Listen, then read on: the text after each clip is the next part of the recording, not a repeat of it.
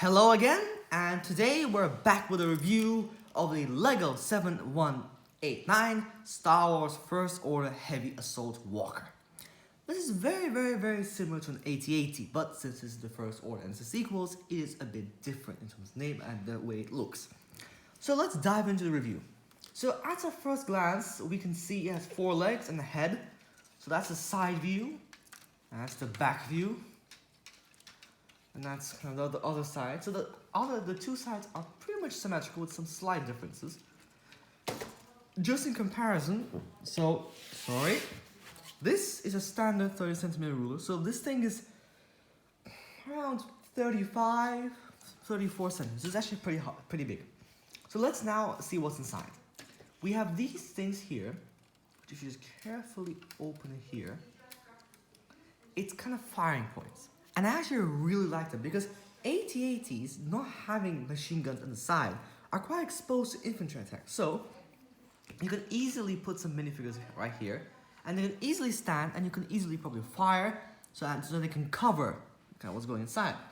I'm not sure if they'll stand well in it, but if you put a minifigure inside somehow, it kind of does work. So you just put it like that and then just close it in. It should work absolutely fine. So let me just get this droid out of there. All right. Now this compartment also opens, and you can see it's actually quite a lot of stuff inside. So it's kind of hard to see, but we have here a place for a minifigure. In fact, probably we have a place for 2 minifigures. So if we just put our guy right here, like that, again, quite nice. This area is a bit rough. There's not really much going on here. If you just look here, I don't know what's going on here. There's some kind of 2 holders. Maybe you could put some guns here. Yeah, but the main thing is that you can put some minifigures in here. So it's actually quite a nice amount of space here. And the same goes for the other side. So the other side has the same features, but just, yeah, it's literally the same thing. The spanner. Now, looking at the top, we have this gun.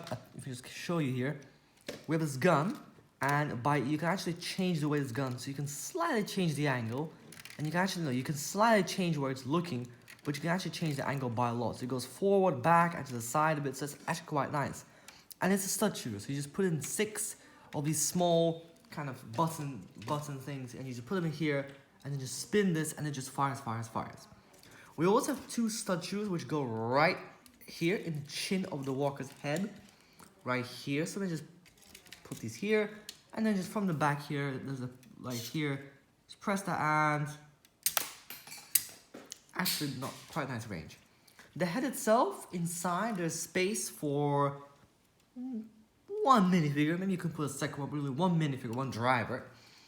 And then we have these kind of rotating guns here a bit on both sides, and this also rotates a bit. So quite nice detail. I actually like the way this head looks. It's actually pretty well designed. We have this kind of sinister looking red area kind of where they look from. Then we have this kind of probably defending these shooters. So the actual head looks quite nice, and actually has pretty good range. So you see the head actually can move around quite a lot. So that's actually very impressive. Actually, I found a very useful thing. You can actually put some figures at the top here. So if you have some jetpackers, you can actually put them on top. Strangely, these things are just there. I think it's just decoration. They don't actually come off. But it's actually quite nice. You can just put someone in here, and they could be covering your AT-AT. Because one of the errors I found with some of the other AT-ATs is that, for instance, the AT-AT before this, it didn't have any really things at the side, or like anything to cover the side. Because if this is an attack, I mean, the minute they can just come under here, and that's it, game over. But if you have places to shoot from here, that really does help. So this set, in terms of playability and what to do with it, is actually very impressive. There's so many kind of battles. Even the most standard battles I showed in my first video, I actually used set, and it was very useful. This set, despite actually having 4 legs, it's actually pretty durable. So you can actually kind of maneuver the legs. I don't recommend moving them too much, because then you could undermine the stability a bit. But otherwise, really, the legs are quite nice. You can actually move them a bit here and there. It's actually quite nice mobility. We have 3 points of where they move here, here, and here. So that's actually quite a lot. So theoretically, you could actually, you could actually do a lot with the legs. Yeah. So otherwise, really, there isn't anything on the bottom. It just looks pretty standard from there. I mean, that's really where Luke to a similar AT-AT, that's where he threw the bomb and the whole thing blew up. But this one, now they can prepare, because now they have these Oh yeah. No, they can't. The rebels can't come here, you know, they're well protected, you know? But they could get sniped, that's kind of true. But still, nonetheless, this is actually, I think, a nice modification they made by having these shooting areas, the 80, this kind of 80 becomes more protected. So in general, I really like this set. It's very useful. I mean, it's pretty expensive. I think the retail price was like around £120, but the set is discontinued. But there is another 80 on sale now. I don't have it, so I really can't give you a review on that. But really, all these 8080s Star Wars, Lego Star Wars ever made are pretty similar. They all have a similar function.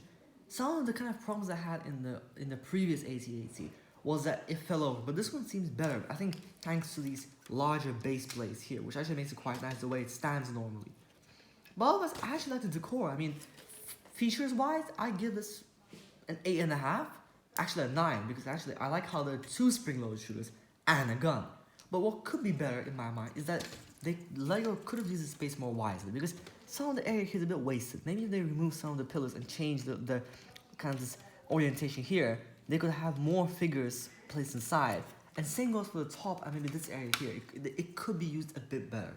The cockpit's also fine. I mean, one figure is really what you expect here. Yeah. Otherwise, in terms of features, so yeah, that's probably an 8.5. Actually, a 9, because thanks to the guns. For design and build, I'll give it a 9, and I'll give it a 9 for playability. So overall, I give it a 9 out of 10. It is, I think it is a bit overpriced, but it is well sized. So this is a good size I expect from a set. And in comparison to other walkers, the scale is actually pretty good.